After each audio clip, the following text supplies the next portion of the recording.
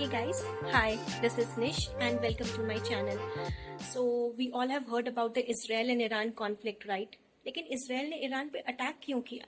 So let's unbreak this and get to know what really happened as to why Israel attacked Iran in the first place.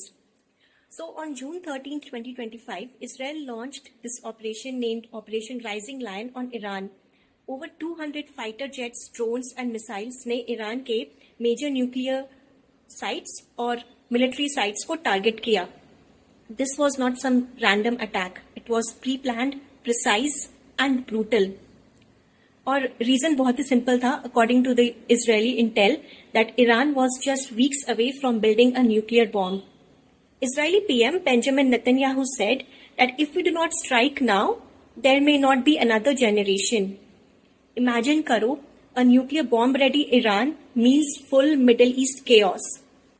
After the attack, PM Netanyahu said, and I quote, "We've dealt a severe blow to Iran's enrichment site, and if needed, we'll do it again." He was very clear in his message. Strong words and direct warning. ये कोई normal सी air strike नहीं थी. This was a hybrid war.